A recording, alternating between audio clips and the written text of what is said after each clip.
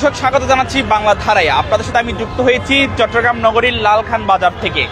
বৈষম্য বিরোধী ছাত্র আন্দোলনের যে কমিটি হয়েছে উত্তর দক্ষিণ, সেই কমিটিতে কিছু ধরনের অপ্রীতিকর কিছু মানুষ এসেছেন। এটা দাবি করে একটা পক্ষ এই কমিটি অবাঞ্ছিত ঘোষণা করার দাবিতে ঠিক আজকে বেলা 11টা থেকে এখন অবধি, অর্থাৎ এখন রাত প্রায় 8টা বাজে, এখন অবধি সড়ক অবরোধ করে কর্মসূচি পালন করছেন বৈষম্য বিরোধী ছাত্র আন্দোলন। আমরা যদি আপনাদেরকে দেখাই যে ঠিক পিছনটাই বৈষম্য বিরোধী ছাত্র আন্দোলনের একাংশ যারা আসলে এই কমিটির বিপক্ষে, যারা এই কমিটিকে অবাঞ্ছিত ঘোষণা করার দাবি তুলেছেন, তারা কিন্তু এখানে অবরোধ পালন করছেন। সড়কের একেবারে লালখান বাজার মোড়ের যে সড়কটা, সেটা আসলে অবরোধ করে রেখেছেন।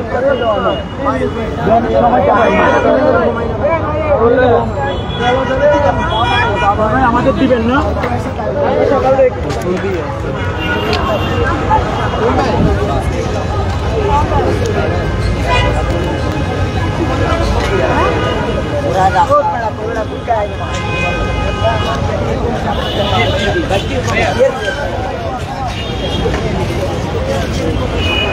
দর্শক, আমরা একজন বৈষম্য বিরোধী ছাত্র আন্দোলনের একজন সমন্বয়ের সাথে কথা বলতে চাচ্ছি। আসলে কিসের কারণে এই কর্মসূচি যারা সকাল থেকে পালন করছেন, আসলে একটু যদি বলতেন। আপনারা অবগত আছেন যে গতকালকে রাত 12টার সময় আমাদের বৈষম্য বিরোধী ছাত্র আন্দোলনের চট্টগ্রাম মহানগরীর যে কমিটিটা পাবলিশ করা হয়েছে।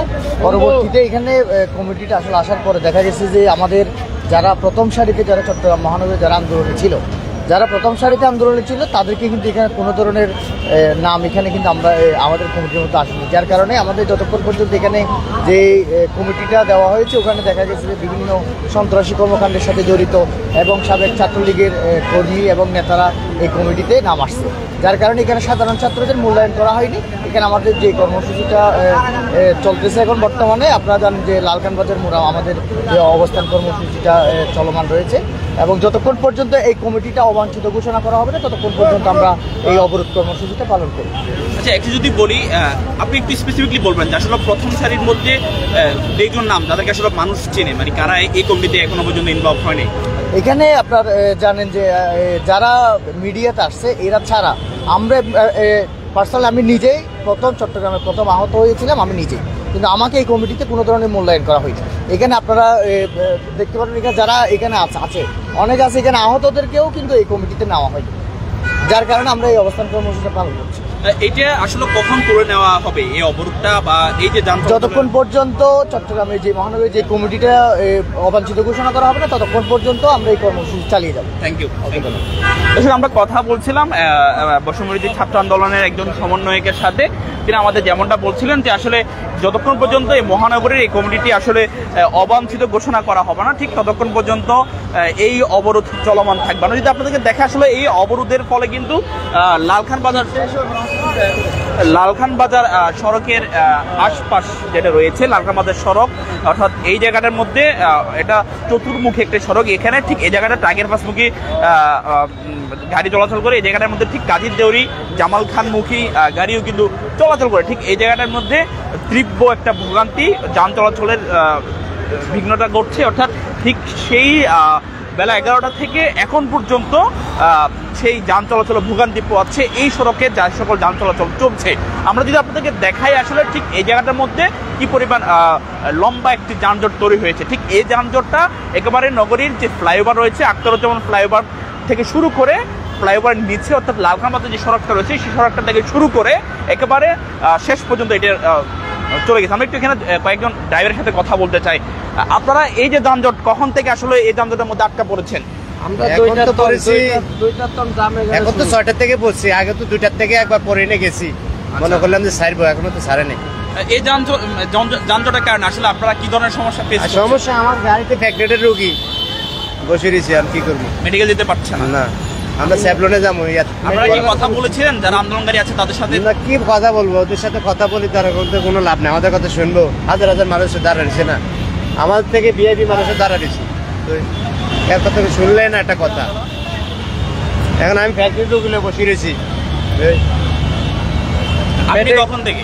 আমি মানে মেডিকেল যাইতেছিলাম, মেডিকেলের রুগী মানে এখন সিরিয়াল অফ হয়ে গেছে, এখন আবার ঘুরে আবার নিয়ে আসছি স্যাবলন যাবো করে। আবার এখন ঘুরাইয়া নিয়ে যেতেছে ওয়াসার মোড়ে থেকে আসতে আসতে 2 ঘন্টা 2 ঘন্টা লাগছে। আপনাদেরকে কিছু বলা হয়েছিল আগে যে এই রোডে? না আমাদের তো আগে কোনো কিছু বলে নাই, বলে তো ঢুকতে হবে হঠাৎ করে সবটাই তো ওইদিকে সবটাই বলক ভাই আমি চিজের মধ্যে আসতে 2 ঘন্টা সবটা বলক ভাই ভাই আমি চিজের মধ্যে আসতে 2 ঘন্টা ধরে ওরা লুট ব্লক করলো, দুটোটা ব্লক করলো, সমস্যা নাই। আমরা আমাদেরকে কষ্ট দিই, লাভটা কি হবে আপনি বলেন? আমরা 3 ঘন্টা ফ্লাইওভারে আটকে আছে, 3 ঘন্টা 3 ঘন্টা ফ্লাইওভার আটকে আছে। ওরা ব্লক করলো, দুটোটা ব্লক করলো, একটা ব্লক করলে কি হবে? এদিকে আসো। এই ছেলেটা 7টা বাজে ইন্টারভিউ দেওয়ার কথা, ওরা বলছে যাই অফিসে দেখা করতে 7টা বাজে, এখন 8টা বাজতেছে।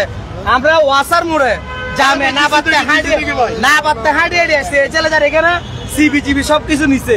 এখন এই যে ওরা যে রাস্তাটা ব্লক করে এখানে মানুষদেরকে যে হয়রানি করতেছে, এই ড্রাইভারটা কে নিবে বলুন তো? আমার ডেলিভারি রোগী প্রেগনেন্ট রোগী বসে রয়েছে, এগুলোর কোনো মানে হয়? এগুলা কার কাছে যাবো বলেন? এখানে এগুলো করার কোনো মানে আছে? ওর ইন্টারভিউ, চাকরি হওয়ার কথা, একজন ইঞ্জিনিয়ার মানুষ বলছে আজকে 7টা বাজে যেতে, এখন 8টা বাজতেছে। ওরা এখন ফোন দিয়ে নিষেধ করে দিচ্ছে ওকে না যাওয়ার জন্য। এখন যদি কালকে ওকে না ডাকে, এটার কোনো মানে হয়? দর্শক, আমরা ঠিক এই জায়গাটায় কয়েকজন পথচারী এবং কয়েকজন ড্রাইভারদের সাথে কথা বলছিলাম। তারা যেটা বলছিলেন যে আসলে তাদের গাড়িতে ঠিক ডেলিভারি রোগী রয়েছে এবং তাদের গাড়িতে কিন্তু অনেকে কিন্তু এখানে চাকরি ইন্টারভিউ দেওয়ার জন্য আসছিলেন, যে আসলে তারা আটকা পড়ে আছেন যানজটে, যার কারণে আসলে তারা এই জায়গা থেকে সরতে পারছেন না এবং তাদের যে অসুবিধা আমাদেরকে জানাচ্ছিলেন যারা ভুক্তভোগী রয়েছেন, ঠিক তারাই তাদের দাবি যে সন্ধ্যা থেকে ঠিক এই গাড়ির মধ্যে আমরা যে আপনাদের দেখাই একজন ডেলিভারি রোগী রয়েছেন এবং তিনি ঠিক সন্ধ্যা থেকে 7টা থেকে এই জায়গাটার মধ্যে আটকে আছেন এবং পরবর্তীতে সমন্বয়করা কিন্তু এখন এই সেই রোগীটিকে নিয়ে যাওয়ার ব্যবস্থা করছেন। আমরা যদি আপনাদেরকে একেবারে পিছনের দিকটা দেখাই যে যানজটের পেছনটা আসলে কত দূর যে চলে গেছে সেটা কিন্তু আসলে বলাই যাচ্ছে না। ঠিক এই লালখান বাজার মোড়ের যানজটটা একেবারে সড়কের শেষ প্রান্তে, যে জায়গাটা আসলে আমাদের দৃষ্টি চায়, ততটুকু আমরা বলতে পারছি যে এখানেও যানজট রয়েছে। আমরা যদি বলি আপনার আখতারুজ্জামান ফ্লাইওভার একেবারে শুরুর দিকটা, মানে আখতারুজ্জামান ফ্লাইওভারের পুরো ফ্লাইওভারটা যখন মানুষ যানজটে থাকে তখন তারা কিন্তু ফ্লাইওভারটা ইউজ করে যানজটকে এড়াতে, কিন্তু এখন ঠিক ফ্লাইওভারের সেই অংশটাও কিন্তু যানজটে কবলিত হয়েছে, যার কারণে আসলে এই জায়গাটার মধ্যে তীব্র ভোগান্তি সৃষ্টি হয়েছে। দর্শক, আমরা যদি আপনাদেরকে বলি যে এখন কিছুটা আসলে গাড়ি নড়ছড় আপনারা দেখছেন, গাড়িগুলো এখনো কিছুটা যান চলাচলের ভাই আপনারা যে বললেন একটু আগে যানজটের মধ্যে রোগীরা আটকায় আছে, আপনারা দেখলেন না আমরা যারা রোগী আছে তাদেরকে আমরা ছুটাই দিচ্ছি? এটা বলা হয়েছিল তো? হ্যাঁ, কই বললেন ভাই? কে বলা নাই? বলা হয়েছে। আমি ওর সাথে কথা বলছি। যানজটের মধ্যে আমি ওনাকে বলছি আপনার রোগী আটকে আছে, আপনি এটা বলেন না কেন ওদেরকে? আমি এটা প্রশ্ন করছি না, আপনি প্রশ্ন দেখেন। প্রশ্ন করেন, আপনি নিউজ করছেন ভাই। আমি প্রশ্ন করছিলাম, আপনি লাইভে দেখেন। আপনি নিউজ করছেন যে ছাত্রদের কারণে আমি এটা বলি নাই, আপনি লাইভ দেখতে পারেন। আমি বলছি যে আপনাকে যানজটে আপনারা যে আটকে আছেন এটা আপনারা বলছেন ওদেরকে, সমন্বয়ককে। আমি ওনাদের প্রশ্ন করছি, আপনি এটা লাইভে দেখতে পারবেন। এদিকে সুবিধা দেন না, এটা এদিকে ঘুরে করেন না,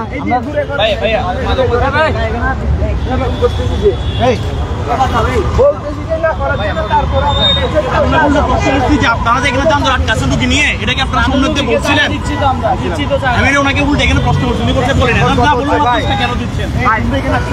আমি ওনাকে বারবারই বলছি, আমি উনি তো বললাম যে আপনারা আমরা দেখছি তো আপনি কি নিউজ করছেন আমার সামনে করছেন। আপনি বলছেন ছাত্রদের কারণে রোগীরা যানজটে আটকে আছে, এটা বলছেন আপনি যানজটে আটকে আছে, আপনি বলছেন এই কথাটা? আমি এটা বলছি রোগী আটকে আছে, আপনি এটা বলছিলেন। ভাই এখন ভাই আমি এটা নিউজ করতেছেন, নিউজ করেন, যতগুলো আমাদেরকে বলবেন আমরা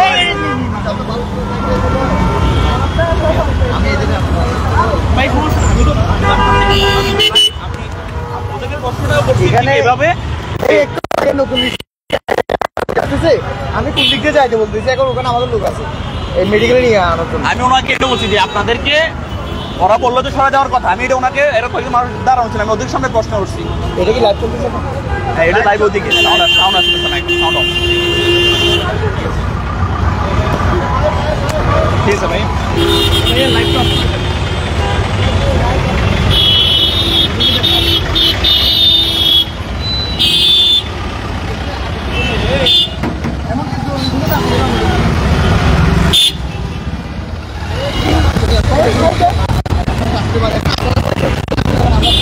আপনাদের কিছু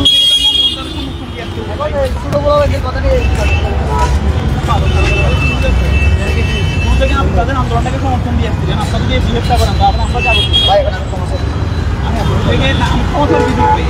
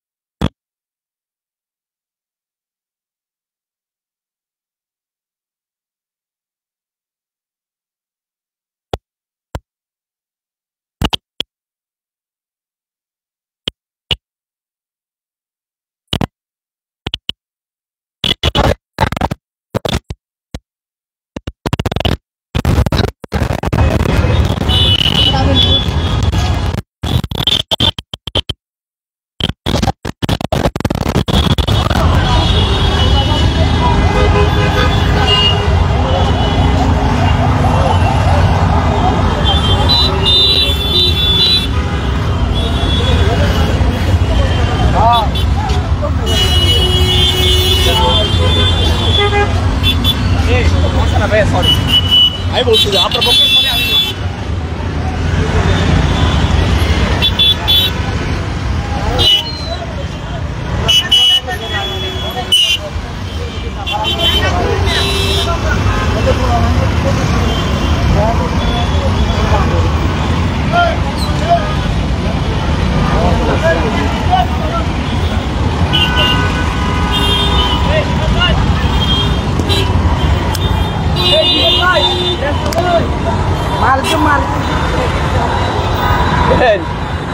ইয়েরা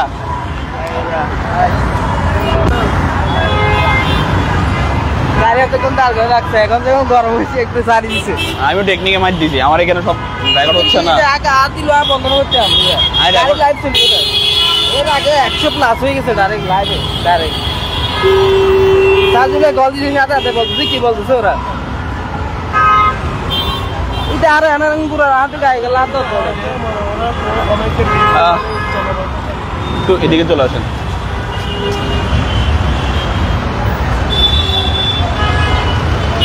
দর্শক বৈষম্য বিরোধী আন্দোলনের যারা এখানে আন্দোলন করছেন তারা কিন্তু এক পর্যায়ে আমাদের সাথে কথা কাটাকাটি হয় যে ভোগান্তির কথা আমরা কেন বললাম যার ফলে আসলে তারা এক পর্যায়ে রোগী এবং যারা বিদেশি যাত্রী আছেন বা যাদের ইমার্জেন্সি কাজ আছে তাদেরকে আসলে খুঁজে বাংলাধারার লাইভের প্রেক্ষিতে আসলে তারা সেটা কাজটা এখন করছেন এবং সেরপর থেকে আমরা দেখেছি আসলে যে রোগী যারা ইমার্জেন্সি রোগী আছেন এবং তারা আমাদেরকে এমনটা জানিয়েছেন যে শুরু থেকেও তারা ইমার্জেন্সি রোগী যারা আছেন তাদেরকেও তারা সেইভাবে কথাবার্তার মাধ্যমে আসলে তারা ডকুমেন্ট চেক করে রোগীর প্রেসক্রিপশন অথবা রোগীর যে কাগজপত্র সেগুলো চেক করে আসলে তারা রোগীকে দ্রুত চলে যাওয়ার জন্য তারা সহযোগিতা করছেন এবং ঠিক বাংলাধারার রিপোর্টার এবং বাংলাধারার যিনি মোবাইলের উপরান্তে আছেন দুজনের সাথে এক পর্যায়ে তাদের সাথে আমাদের কথা কাটাকাটি হয় এরপরে কিন্তু তারা আবার সেই কাজটি আবার করেছেন যে তারাও রোগীদেরকে পার করছেন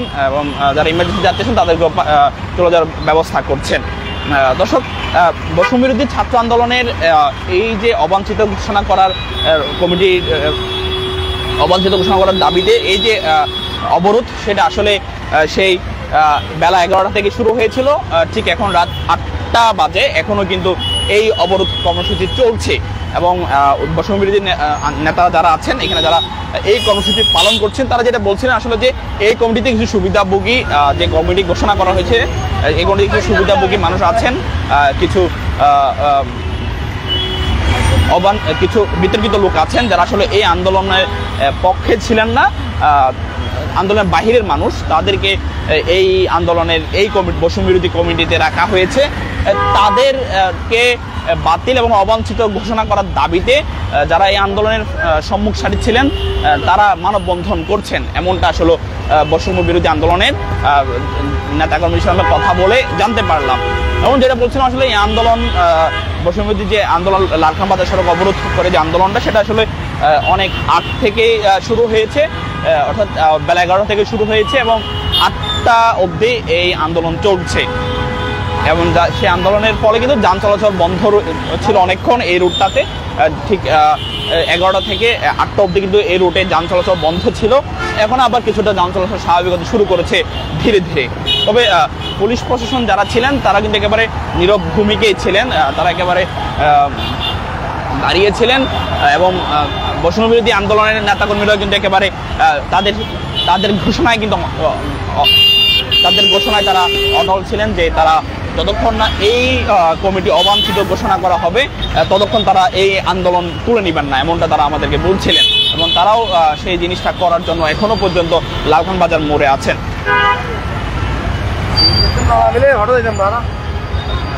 দর্শক আপনাদেরকে আসলে যতটুকু দেখাচ্ছি যে